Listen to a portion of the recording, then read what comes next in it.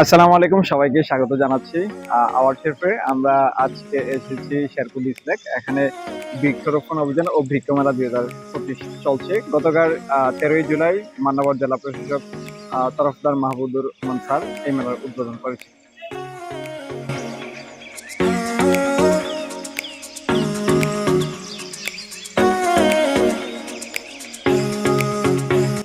মেলার প্রাঙ্গণ সবুজে সমারোহ, বিভিন্ন স্থান থেকে আসা সব নার্সারি, তারা দেশি বিদেশি গাছ দিয়ে সাজিয়েছেন তাদের মেলাগুলোকে, তাদের স্টলগুলোকে, যা মানুষকে মুগ্ধ করছে।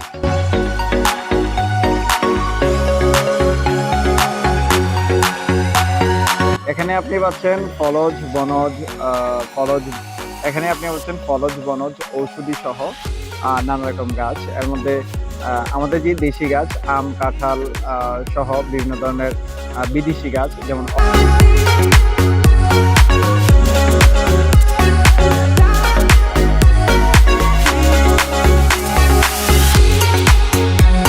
অর্কিড, হ্যাঁ ক্যাকটাস, অর্কিড, মানি প্ল্যান্টের মতন বিভিন্ন ধরনের গাছ গাছগুলিও এই মেলায় রয়েছে।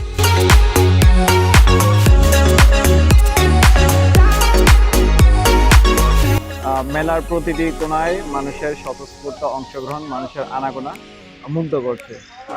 বিভিন্ন শ্রেণী পেশার মানুষ তারা মেলায় আসলে বিভিন্ন ধরনের গাছ দেখছেন, কিনে নিয়ে যাচ্ছেন।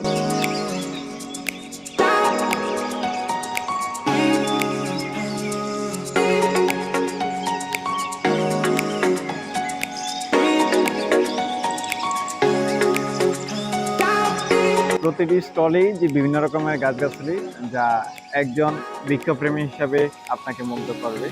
বিভিন্ন শ্রেণী পেশার মানুষ এই মেলার প্রতিটি কোণে ঘুরছে, তারা ঘুরে ঘুরে গাছ দেখছেন, কিনছেন এবং বাড়িতে নিয়ে যাচ্ছেন। এছাড়াও মেলা প্রাঙ্গণে রফিক ভাইয়ের স্টলে পাচ্ছেন ভুট্টার ছাতু, পাকুড়া ও ভুট্টা দিয়ে তৈরি অন্যান্য খাবার সহ পেয়ারা ও জবের ছাতু।